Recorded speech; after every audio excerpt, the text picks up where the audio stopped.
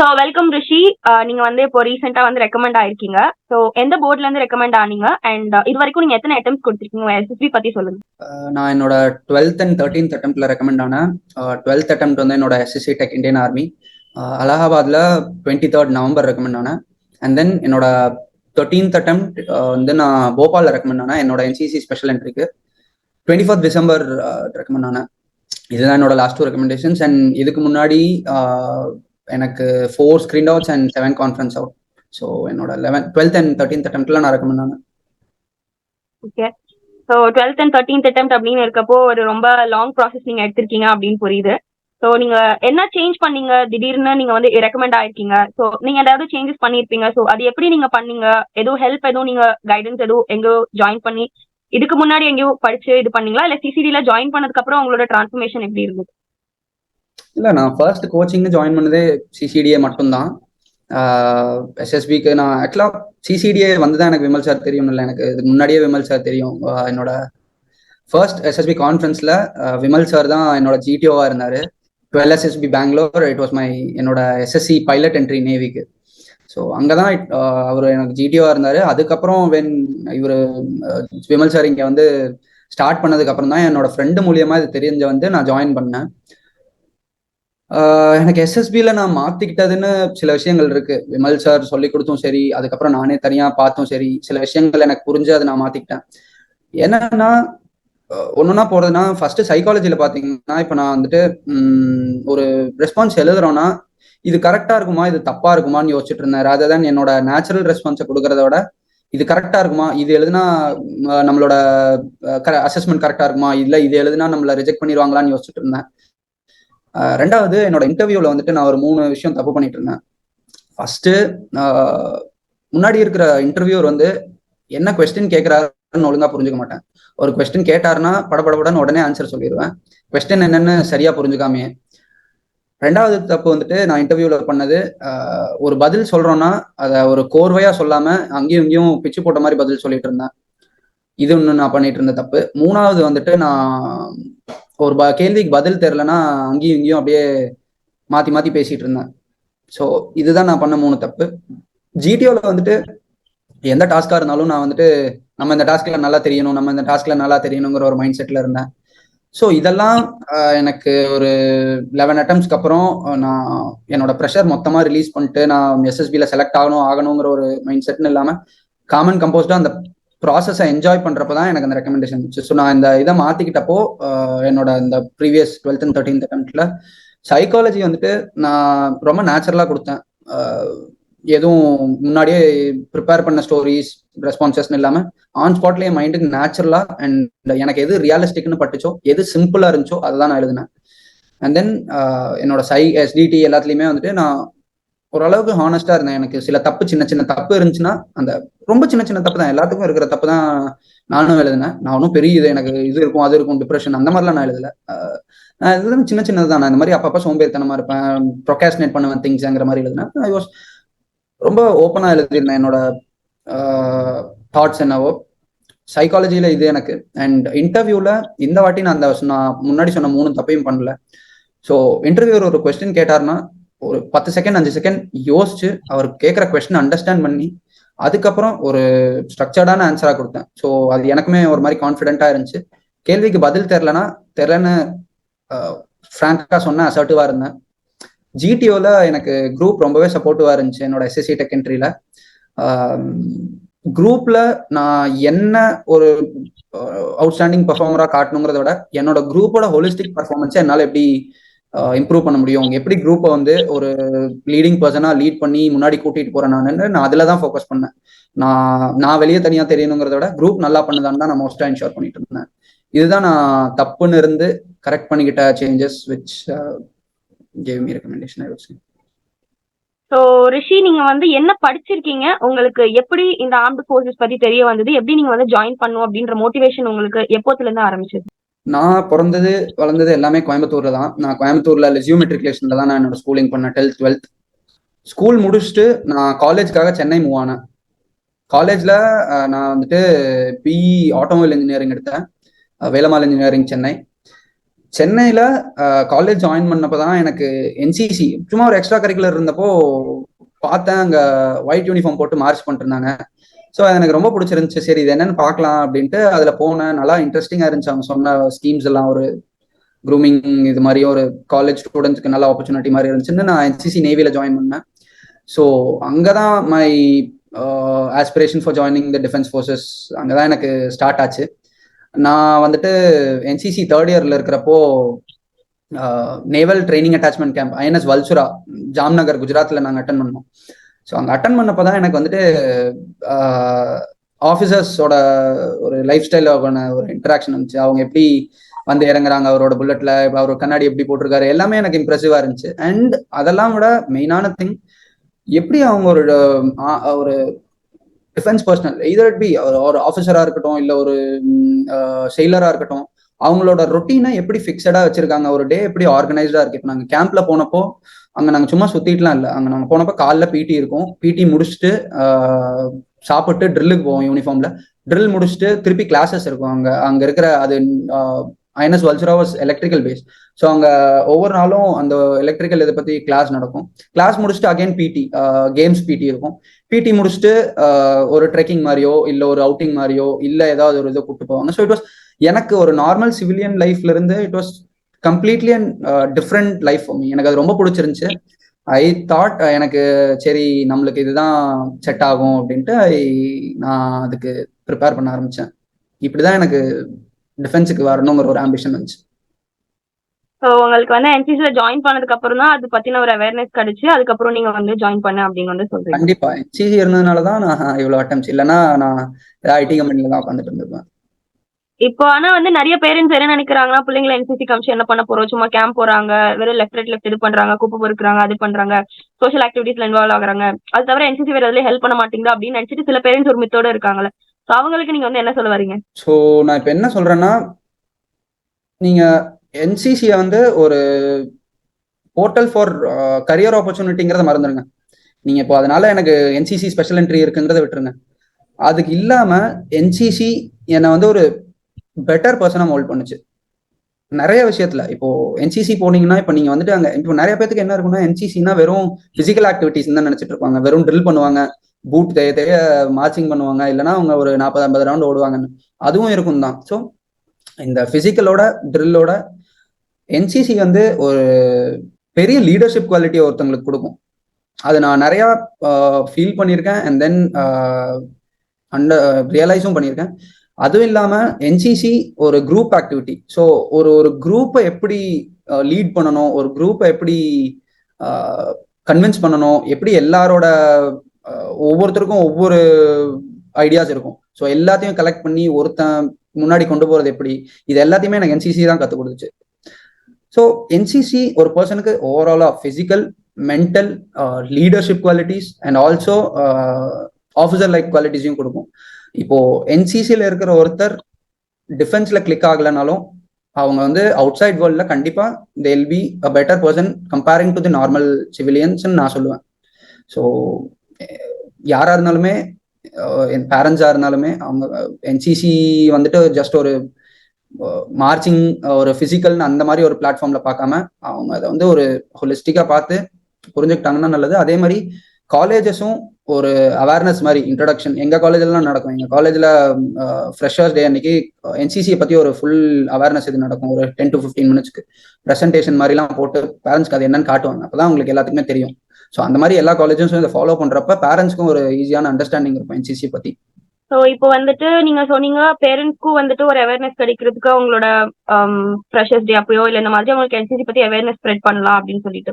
இன்னொன்னு நம்மளோட NCC cadets எல்லாத்துக்கும் வந்துட்டு என்ன ஒரு தாட் வந்தது அப்படின்னா, என்சிசில ஜாயின் பண்ணோன்னே கேம்ப்ஸ் போகணும், இந்த ஆர்டி கேம்ப் இந்த மாதிரி வந்து அச்சீவ் பண்ணா மட்டும்தான் நம்ம என்சிசில அச்சீவ் பண்ணிருக்கோம் அப்படின்னு நினைச்சுக்கிறாங்க. ஸோ வந்து அந்த மாதிரி நீங்க அச்சீவ் பண்ணாம நீங்க லைஃப்லயே வந்து அச்சீவ் பண்ணிருக்கீங்க. ஸோ என்சிசி கேடட்ஸ்க்கு நீங்க வந்து என்ன சொல்ல விரும்புறீங்க? கேம்ப் வந்து உங்களுக்கு ஒரு எக்ஸ்போஷர் தான். என்சிசில இருந்தா கண்டிப்பா கேம்ப்ஸ் அட்டன் பண்ணணும். கேம்ப் அட்டன் பண்ணினாதான் நீங்க வந்துட்டு ஆர்ம் ஃபோர்ஸஸ்குள்ள வரையுமா அப்படிலாம் இல்லை. ஆக்சுவலா எனக்கு தெரிஞ்சவங்க 2 பேர் இப்போ தே பாஸ்ட் அவுட் அண்ட் ஆஃபீஸரா இருக்காங்க. ஒருத்தங்க ஆர்டிசி பிஎம் ரேலியில இருந்தவங்க தான், இன்னொருத்தங்க வந்து எந்த கேம்ப்ஸுமே போகாம வெறும் சிஐடிசி மட்டும் அட்டன் பண்ணவங்க தான். 2 பேருமே ஆர்மியன் நேவி அண்ட் ஏர்ஃபோர்ஸ்ல தான் இருக்காங்க. ஸோ கேம்ப்னால உங்களோட செலெக்ஷன் ப்ராசஸ் இதாகுமானா கிடையாது. பட் இப்போ உங்களுக்கு கேம்ப்லாம் போய் அச்சீவ் பண்ணியிருந்தீங்கன்னா அது உங்களுக்கு வந்து உங்களை பத்தி நீங்க எஸ்டாப்ளிஷ் பண்ணிக்கலாம்.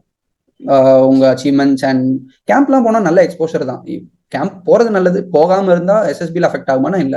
நீங்க வந்து நேவி என்சிசில இருந்ததா தானே சொன்னீங்க. சோ நீங்க வந்து எப்படி வந்து ஆர்மி செலெக்ஷன் அட்டென்ட் பண்ணீங்க? நான் ஆர்மின்னு மட்டும் அட்டன் பண்ணல. நான் 3 சர்வீசஸ்க்கும் நான் அட்டன் தான் பண்ணிட்டு இருந்தேன். ஆர்மின்னு எனக்கு கிளிக் ஆச்சு, அவ்வளவுதான். ஓகே. சோ நேவி சர்வீஸ்க்கு அப்ளை பண்ணலாம் அப்படின்றது இன்னும் நிறைய பேருக்கு தெரியாம இருக்கு. சோ நீங்க வந்து எப்படி அப்ளை பண்ணீங்க? ஸோ இப்போ நேவல் எஸ்எஸ்பிக்குன்னா அதோட ப்ராசஸே கம்ப்ளீட்லி தனி. இப்போ நீங்க ஆர்மி இதை எடுத்துக்கிட்டீங்கன்னா உங்களுக்கு வந்து ஜாயின் இந்தியன் ஆர்மி வெப்சைட்லயே என்சிசி ஸ்பெஷல் என்ட்ரின்னு அதுக்கு நோட்டிஃபிகேஷன் வந்து தனியா இது வரும். ஆர்மி, ஏர்ஃபோர்ஸ், நேவி 3 பேருமே அந்த இதுக்கு அப்ளை பண்ணலாம். வேற நேவிக்கு வந்து அது கொஞ்சம் அப்படியே டிஃப்ரெண்ட். உங்களுக்கு வந்து ஒன்லி நேவி கேடட்ஸ் மட்டும்தான் அப்ளை பண்ண முடியும். இதுக்கு வந்து நீங்க இந்தியன் நேவி வெப்சைட்ல இதுக்கான அப்ளிகேஷன் எதுவும் அப்ளிகேஷன் ஃபார்ம் எதுவும் வராது. உங்களோட ரெஸ்பெக்டிவான என்சிசி யூனிட்டுக்கு டீடைல்மெண்ட் வரும். ஸோ அந்த டீடைல்மெண்ட் வந்ததுக்கு அப்புறம் அந்த உங்க யூனிட் அப்ரோச் பண்ணி கான்ஸ்டன்டா டச்லயே இருங்க. ஏன்னா பேப்பர் ஒர்க்குங்கிறதுனால there might be some lag in communication. யூனிட்டோட டச்லயே இருந்து டீடைல்மெண்ட் எப்போ வருதுன்னு கேட்டு அண்ட் ஏஎன்ஓஸ்ட் இன்ஃபார்ம்டா இருக்கும். ஏஎன்ஓஸ்ட் கூட கேளுங்க. யூனிட்ஸ்ட இருந்து டீடைல்மெண்ட் வந்ததுக்கு அப்புறம் அந்த ஃபார்மை ஃபில் பண்ணி யூனிட்டை சப்மிட் பண்ணா அது யூனிட்ல இருந்து டைரக்டரேட்ல இருந்து ஹெட் குவார்ட்டர்ஸ் போய் உங்களுக்கு கால் வரும். So NCC navy special entry அப்படிதான் நீங்க அப்ளை பண்ணணும். எஸ்எஸ்பி அட்டன் பண்றீங்கன்னா ப்ரெஷர் இல்லாம அட்டன் பண்ணுங்க. Just trust the process. ஒரு டாஸ்க்ல ஃபோக்கஸ் பண்ணுங்க. இப்போ ஓஆர்ல இருக்கோம்னா ஓஆர் நல்லா பண்ணுங்க. பிபிடிடி இருந்தா பிபிடிடி நல்லா பண்ணுங்க. பிபிடிடி ஹாலில் உட்காந்துட்டு என்னோட ஓஆர் நல்லா பண்ணல அப்படின்னு யோசிச்சுட்டு இருக்காம பண்ற டாஸ்கை ஃபுல்லஸ்டா என்ஜாய் பண்ணி பண்ணுங்க. அண்ட் தென் எப்பயுமே ஒரு பிசிக்கல் ஆக்டிவிட்டி உங்க ரொட்டீன்ல வச்சுக்கோங்க. இதர் இட் பி ரன்னிங், ஜிம், ஏதோ ஒன்று டெய்லியும் அதை கான்ஸ்டன்டா பண்ணிட்டே இருங்க. உங்களுக்கு அது பிசிக்கல் ஸ்டெமினாவும் மென்டல் ஸ்டெமினாவும் நல்லா ஹெல்ப் பண்ணும். அண்ட் தென் உங்களோட ஃபீல்ட் ஆஃப் ஒர்க் பத்தி நல்லா தெரிஞ்சுக்கோங்க. ஃபார் ஸ்டூடெண்ட்ஸ் நம்மளோட அந்த அகாடமிக் பேக்ரவுண்ட் பத்தி நல்லா தெரிஞ்சிருக்கணும். ஒரு ஃபேர் அண்டர்ஸ்டாண்டிங் இருக்கணும். ஒர்க்கிங் ப்ரொஃபஷனல்னா உங்களோட ஒர்க்கை பத்தி அவங்க என்ன ஃபீல்ட் ஆஃப் டெக்னாலஜியில் ஒர்க் பண்றாங்கன்னு ஒரு கம்ப்ளீட் ஐடியா வச்சுக்கோங்க. அண்ட் தென் கம்யூனிகேஷனை நல்லா வளர்த்துக்கோங்க. கம்யூனிகேஷன்னா ஃப்ளூவெண்டா இங்கிலீஷ்ல பேசுறது மட்டும் இல்லை, அண்ட் உங்களோட ஐடியாஸை எப்படி ஈஸியாக கன்வே பண்றீங்கிறதான் கம்யூனிகேஷன். ஸோ இந்த பார்ட்லாம் இம்ப்ரூவ் பண்ணிக்கிட்டீங்கன்னா உங்களுக்கு எஸ்எஸ்பி ஈஸியா இருக்கும். சோ நீங்க வந்து என்சிசில இருந்தீங்கல்ல, இந்த என்சிசில நீங்க என்னென்ன குவாலிட்டிஸ் வந்து ஃபுல்லா கத்துக்கிட்டீங்க, அது எப்படி நீங்க வந்து எஸ்எஸ்பிலையும் உங்களோட இப்போ கார்பரேட் லைஃப்லயும் நீங்க வந்து எப்படி அதை வந்து ஆக்சஸ் பண்றீங்க, எப்படி உங்களுக்கு அது யூஸ்ஃபுல்லா இருக்குன்னு நீங்க நினைக்கிறீங்க? நான் என்சிசில ஜாயின் பண்ணதுக்கு அப்புறம் எனக்கு ரெஸ்பான்சிபிலிட்டிஸ் நிறைய இருந்துச்சு. இப்போ என்சிசி இருக்குன்னா அங்க நம்ம தான் மோஸ்ட் ஆஃப் த ஒர்க்கை நம்ம தான் ஆஸ் அ சீனியரா ஹேண்டில் பண்ணுவோம். ஒரு ஒரு கேம்புக்கு போறதுனா பஸ்ஸுக்கு சொல்றதா இருக்கட்டும், ஒரு ரெஃப்ரெஷ்மெண்ட்டுக்கு காலேஜ்ல ஐஎம்ஓன்னு சொல்லுவாங்க, இன்டர் ஆஃபீஸ் மெமோ பாஸ் பண்றதா இருக்கட்டும், எல்லாமே ஆஸ் அ ஸ்டூடெண்ட்ஸ் கேடட்ஸா நம்ம தான் பண்ணுவோம்.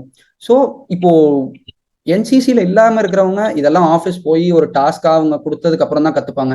நீங்க என்சிசியில் இருக்கிறப்போ இதெல்லாம் உங்களுக்கு ஒரு ஆடட் வேல்யூஸா உங்களுக்கு ஒரு ரெஸ்பான்சிபிலிட்டிஸ் ஃபார்ம்ல உங்களுக்கு வந்துடும். ஸோ இதை நீங்க எடுத்துட்டு அண்ட் அப்பார்ட் ஃப்ரம் தட் இது இல்லாம ஒரு மொத்த கேடட்ஸுக்குமே ஒரு லீடிங் பொசிஷன்ல இருக்கிறவங்க வந்துட்டு அவங்கள நல்லா இன்னும் நரிஷ் பண்ணிக்கலாம். ஸோ எப்படி அவங்களோட கோ கேடட்ஸ் கேர் பண்ணிக்கிறாங்க அண்ட் தென் எப்படி அவங்கள ரெப்ரசன்ட் பண்ணி அடுத்த இது முன்னாடியோ இல்லை எப்படி விட்டு கொடுக்காம, இப்போ ஒருத்தர் தப்பு பண்ண என்சிசினா மெயின் இதே நோ ஒன் லெஃப்ட் பிஹைண்ட் தான். ஸோ யாரையும் விட்டு கொடுக்காம இருக்கிறது அண்ட் ஒருத்தர் தப்பு பண்ணா எல்லாரும் பனிஷ்மெண்ட் வாங்குறது இதெல்லாம் என்சிசியில தான் நடக்கும். பட் இந்த மாதிரி ஒரு இது நடக்கிறப்போ இது உங்களோட குவாலிட்டிஸை ஓவராலா இம்ப்ரூவ் பண்ணும். உங்களோட சோஷியல் அடாப்டபிலிட்டியா இருக்கட்டும், ஒரு குரூப்போட இருக்கிறப்ப ஜெல் ஆகிறதா இருக்கட்டும், லைக் ஒரு கோஆபரேட்டிவ் நேச்சர் இருக்கிறதா இருக்கட்டும். இப்போ ஒரு என்சிசியில இருந்த ஒருத்தரால எஸ்எஸ்பியா இருக்கட்டும் கார்பரேட்டா இருக்கட்டும் ஒரு டீம்ல when they are put in that scenario they'll be able to mingle with them easily and அவங்களோட ஈஸியா அடாப்ட் ஆகி அவங்கள ஒரு கரெக்டான சைடுக்கு கரெக்டான ரூட்ல கூட்டிட்டு போக முடியும் அவங்களால. ஸோ என்சிசியில எனக்கு இதெல்லாம் தான் யூஸ்ஃபுல் ஆச்சு. ஒரு குரூப்போட எப்படி மிங்கிள் ஆகுறது, எப்படி ரெஸ்பான்சிபிலிட்டிஸை எடுத்து இனிஷியேட்டிவ் எடுத்து அதை எப்படி பண்ணி முடிக்கிறது, அண்ட் ஃபிசிக் ஆப்வியஸ்லி என்சிசி எல்லாத்துக்குமே அதை கொண்டு வந்துடும். ஸோ என்சிசி ஓவராலாக என்ன இம்ப்ரூவ் பண்ணுச்சு. ஸோ உங்களோட ப்ரிப்பரேஷன் டைமா இருக்கட்டும், இல்ல நீங்க வந்து இப்போ ஒர்க் பண்ணிட்டு இருக்கிற டைமா இருக்கட்டும், ஏதாவது சின்ன சின்ன டிஸ்ட்ராக்ஷன்ஸ் உங்களுக்கு இருந்ததா? அப்படி இருந்திருந்தது அப்படின்னா நீங்க அந்த டிஸ்ட்ராக்ஷன்ஸை எப்படி ஓவர் கம் பண்ணி வந்தீங்க? பிகாஸ் நீங்க வந்து சொன்னீங்க ஒரு ஸ்ட்ரெஸ்ஃபுல்லான சுச்சுவேஷன் நீங்க வந்து ஃபேஸ் பண்றீங்க உங்க இன்டர்வியூஸ் போறதுக்கு. அப்போ இந்த 11 அட்டெம்ப்ஸ் முன்னாடி நீங்க போனது எல்லாமே. ஸோ அப்போ வந்து நீங்க அதை எப்படி ஓவர் கம் பண்ணீங்க? அந்த ஸ்ட்ரெஸ் எப்படி ஓவர் கம் பண்ணீங்க? அண்ட் உங்களுக்கு டிஸ்ட்ராக்ஷன் இருந்ததா? அதையும் நீங்க எப்படி ஓவர் கம் பண்ணீங்கன்றது சொல்லுங்க. எனக்கு டிஸ்ட்ராக்ஷன்ஸ் எதுவும் பெருசா இருந்தது இல்லை. நான் எல்லாத்தையுமே தனித்தனியா தான் பார்ப்பேன். எனக்கு ஒர்க்ல இருக்கிற ஸ்ட்ரெஸ் நான் இதுல காட்டிக்க மாட்டேன். என் ஃபேமிலிட்டியோ அந்த மாதிரிலாம் இருக்க மாட்டேன். ஒர்க்ல ப்ரெஷர் இருந்துச்சுன்னா அது ஒர்க்கோட போயிடும். எனக்கு நான் அங்கே போய் என் வீட்லயோ இல்ல ஃப்ரெண்ட்ஸ்டையோலாம் காட்ட மாட்டேன். ஃப்ரெண்ட்ஸ்ட சண்டை இருந்துச்சுன்னா அது அன்னைக்கே முடிஞ்சிடும். ஸோ எனக்கு எதுவுமே ஒரு டிஸ்ட்ராக்ஷனா இருந்ததில்ல. சொல்லப்போனா அப்பப்போ கொஞ்சம் சோம்பேறித்தனமா இருப்பேன். நாளைக்கு பண்ணிக்கலாம் ப்ரொக்ராஸ்டினேட் பண்ணுவேன். அது ஒன்று வேணா எனக்கு சின்ன டிராபேக்கா இருந்துச்சு. மிச்சப்படி எனக்கு டிஸ்ட்ராக்ஷன் எதுவும் இருந்ததில்லை. ஏன்னா ஃபோன் அப்பப்போ கொஞ்ச நேரம் அதிகமாக யூஸ் பண்ணுவேன், அது வேணா சொல்லலாம். மேஜர் எதுவும் டிஸ்ட்ராக்ஷன் எதுவும் இல்லை. I was having a job. So எனக்கு என்சிசியில செலக்ட் ஆக மாட்டோங்கிறமேங்கிற ஒரு ஐ மீன் என்சிசியில் எஸ்எஸ்பியில் செலக்ட் ஆக மாட்டோங்கிறமேன்னு ஒரு ஸ்ட்ரெஸ் இருந்தது இல்லை, ஒரு ரேஜ் தான் இருந்துச்சு. அது எப்படி செலக்ட் ஆகாம பார்த்துருவோம்னா அடுத்த அட்டம்ப்ட்ல நான் ஐ கெப்ட் கிவிங் தான். ஸோ எனக்கு ஸ்ட்ரெஸ் இருந்தது இல்லை. ஸ்ட்ரெஸ் எங்க இருந்துச்சுன்னா எஸ்எஸ்பி போறப்போ செலக்ட் ஆயிரணுங்கிற ஸ்ட்ரெஸ் இருந்துச்சு. ஸோ அந்த ஸ்ட்ரெஸ்ஸை நான் எப்போ ஓவர் கம் பண்ணணும் அதான் எனக்கு ரிலீஃப் கொடுத்துச்சு to perform well in the SSB. So நீங்க வந்து இன்ஜினியரிங் படிச்சிருக்கீங்க, as well as நீங்க வந்து ஒரு என்சிசி கேடட்டா வந்து இருக்கீங்க. ஸோ உங்களுக்கு ஆல்ரெடி நிறைய என்ட்ரிஸ் இருக்கு. இவ்வளவு என்ட்ரிஸ் இருந்தும் நீங்க எதனால வந்து ரிட்டர்ன் எக்ஸாம் எழுதணும் அப்படின்ற இனிஷியேட்டிவ் எடுத்து அதுக்காகவும் படிக்க ஆரம்பிச்சீங்க? பிகாஸ் நார்மலா இந்த இன்ஜினியரிங் கேண்டிடேட்ஸா இருக்கட்டும் இல்ல என்சிசில இருந்தவங்களா இருக்கட்டும், அந்த அளவுக்கு நமக்கு already enough amount of entries இருக்கு. ஸோ நம்ம வந்து ரிட்டர்ன்ல கான்சென்ட்ரேட் பண்ண வேண்டாம், இதுக்கான எஸ்எஸ்பி மட்டும் ப்ரிப்பேர் பண்ணலாம்னு மட்டும் தான் இருப்பாங்க. பட் நீங்க டிஃப்ரெண்டா வந்து ரிட்டர்னுக்கும் படிச்சிருக்கேன்னு சொல்றீங்க. ஸோ எதனால நீங்க வந்து அப்படி படிச்சீங்க? I am a person who never misses any opportunities. So நான் எனக்கு எந்தெந்த ஆப்ஷன் இருக்கோ அது எல்லாத்தையுமே அட்டன் பண்ணேன். இப்போ என்ன கேட்டா டைரக்ட் என்ட்ரிஸை விட ரிட்டன் என்ட்ரிஸ் உங்களுக்கு ஒரு கான்கிரீட் எவிடன்ஸை கொடுக்கும். ஏன்னா இப்போ டைரக்ட் என்ட்ரிஸ் யார் வேணாலும் அட்டன் பண்ணலாம். இப்போ இன்ஜினியரிங் முடிச்சு பர்சன்டேஜ் இருக்கிற எல்லாருமே அட்டன் பண்ணுவாங்க. வேற ரிட்டன் எக்ஸாம் அப்படி கிடையாது. ரிட்டன் எக்ஸாம்ஸ்ல you are giving a concrete evidence that you have clear the basic level of the examination. அஃப்கேட்டா இருக்கட்டும், சிடிஎஸ்ஆ இருக்கட்டும். CDS not every one clears. CDS முடிச்சு வரவங்க கம்மியான ரேஷியோல தான் இருப்பாங்க. ஸோ அந்த மாதிரி ரிட்டன் எக்ஸாம் எழுதி போறப்போ உங்களோட செலெக்ஷன் ரேட்டுமே வந்துட்டு ஒரு நல்ல ரேட்டா இருக்கும். Most of the written entries சிடிஎஸ்ஆ இருக்கட்டும், சிடிஎஸ்ல ஐஎம்ஏ, ஐஎன்ஏ, ஏஎஃப்ஏ இது எல்லாமே permanent commission entries. Most of the direct entries வந்து உங்களுக்கு ஷார்ட் சர்வீஸ் கமிஷன் என்ட்ரிஸ் தான், எக்ஸப்ட் டிஜிசி. என்சிசி ஸ்பெஷல் என்ட்ரியாவுமே இருக்கட்டும், அது ஷார்ட் சர்வீஸ் கமிஷன் தான். ஸோ ரிட்டன் என்ட்ரிஸ்ல லைக் என்டிஏ, சிடிஎஸ் இதெல்லாமே வந்துட்டு உங்களுக்கு ஒரு பிக் அட்வான்டேஜ். உங்களுக்கு பெர்மனன்ட் கமிஷன் லைக் அந்த மாதிரி ஆப்பர்ச்சுனிட்டிஸ் எல்லாம் இருக்கு. அண்ட் இப்போ ஒரு டிஃபென்ஸ் ஆஸ்பிரண்ட்னா எல்லா சான்சஸுமே யூஸ் பண்ணும். இன்டர்வியூமே கேட்பாங்க. இல்லைன்னா இன்டர்வியூ கேட்பாரு, நீ என்ன ரிட்டன் என்ட்ரிஸ் மட்டுமே விட்டுட்டு டைரக்ட் என்ட்ரிஸ் மட்டும் ஈஸியா பண்ணிட்டு இருக்கேன்னு. ஸோ நாட் ஃபார் அவங்களுக்கு இந்த ஜஸ்டிஃபை பண்ணணும் இல்லை, என்னை பொறுத்த வரைக்கும் என்னன்னா இருக்கிற எல்லா சான்ஸையும் யூஸ் பண்ணும், அவ்வளவுதான். ஸோ ரிஷி, நீங்க வந்து இத்தனை அட்டெம்ப்ட் வந்து கொடுத்துருக்கீங்க. ஸோ உங்களோட ஃபர்ஸ்ட் அட்டெம்ப்ட்ல வந்து நீங்க ஒரு கிளாரிட்டி இல்லாம என்னன்னு பார்க்கலாம் அப்படின்னு சொல்லி போயிருப்பீங்க. பட் உங்களோட லாஸ்ட் அட்டெம்ப்ட்ல நீங்க என்ன தேவை அப்படின்றத நீங்க வந்து ஃபுல்லா அனலைஸ் பண்ணி உங்களோட எத்தனை அட்டெம்ப்ட்ல இருந்து நீங்க வந்து கத்துருந்துருப்பீங்க. ஸோ அது வந்து என்ன? நான் என்னோட ஃபர்ஸ்ட் அட்டெம்ப்ட் கிளாரிட்டி ஐ மீன் என்னன்னு சும்மா அட்டன் பண்ணலான்னு போனேன்னு சொல்ல முடியாது. நான் ப்ரிப்பேர் பண்ணிட்டு தான் போனேன். ஆனால் நான் ப்ரிப்பேர் பண்ண விஷயம் தப்பா இருந்துச்சு. ஸோ என்னோட ஃபர்ஸ்ட் ஒரு 5 to 6 அட்டெம்ப்ட்ஸ் வரைக்கும் நான் வந்துட்டு அப்படியே சும்மா அட்டன் பண்ணிட்டு இருந்தேன். என்ன மிஸ்டேக் பண்றோம், என்ன தப்பு பண்றோம்னு ஐடென்டிஃபை பண்ணாம சும்மா. இப்போ எஸ்எஸ்பியோட ரிக்வயர்மெண்ட் அதான் நான் சொன்னேன், நான் எஸ்எஸ்பியோட ரிக்வயர்மெண்ட்டை ஒழுங்கா புரிஞ்சுக்காம இருந்தேன் என்னோட இனிஷியல் அட்டெம்ப்ட்ஸ்ல. நான் சிசிடியா ஜாயின் பண்ணதுக்கு அப்புறம் சாரோட கிளாஸஸ் அட்டன் பண்ணதுக்கு அப்புறம் தான் எனக்கு வந்துட்டு எஸ்எஸ்பி ரிக்வயர்மெண்ட் என்னன்னு புரிஞ்சு. அதுக்கு முன்னாடி இப்போ நான் வந்துட்டு எஸ்எஸ்பியோட ரிக்வயர்மெண்ட் என்னன்னு புரிஞ்சுக்காம நான் வந்துட்டு சரி ஓகே இதாதான் இருக்கும்ட்டு நான் பாட்டுக்கு ப்ரிப்பேர். இப்போ எஸ்எஸ்பினா நான் உட்காந்து ப்ரிப்பேர் பண்ணிருப்பேன். டாட் ஸ்டோரிஸ், வேட் ரிட்டர்னு உட்காந்து ஜிடி டாபிக்ஸ் எடுத்து படின்னு படிச்சுட்டு இருந்திருப்பேன். ஸோ ஃபர்ஸ்ட் ஃபியூ அட்டெம்ப்ட்ஸ் அப்படிதான் இருந்துச்சு. நான் அதெல்லாம் பண்ணிட்டு நான் இப்போ ஜிடியில் இருக்கேன்னா ஒரு லெக்சரேட் கொடுக்குறேன்னா அந்த பாயிண்ட்ஸை ரீகால் பண்றதுக்கு தான் என் மைண்ட் போச்சே ஒழிய என்னால் அந்த ஒரு ப்ராசஸை நேச்சுரலாவோ என்னோட ஒரு ஃபுல்லஸ்டாவோ கொடுக்க முடியல. இதெல்லாம் நான் ஃபர்ஸ்ட் பண்ண மிஸ்டேக்ஸ். அதுக்கப்புறம் அந்த ப்ராசஸ் ஒரு அண்டர்ஸ்டாண்டிங் வந்ததுக்கு அப்புறம் தான் அது என்னன்னு எனக்கு புரிஞ்சுச்சு. ஸோ அந்த சொன்னீங்க இல்லையா, அந்த ஒரு வேர்டு தான் கிளாரிட்டின்னு ஒன்று வந்துருச்சுன்னா போதும், யூல் டூ இட். அந்த கிளாரிட்டிக்கு என்னென்ன பண்ணணும்னா உங்களோட ஸ்ட்ரென்த்ஸ் அண்ட் வீக்னஸ் தெரிஞ்சு எஸ்எஸ்பியா ப்ரெஷர் ஃப்ரீயா ஒரு ட்ரஸ்டிங் த ப்ராசஸோட போய் அட்டன் பண்ண சொல்லுவேன் நான். All the best. Yes. Thank you for spending your valuable time in spite of your office work and other courses also. You have spent this time, no? Thank you so much. My pleasure, my pleasure.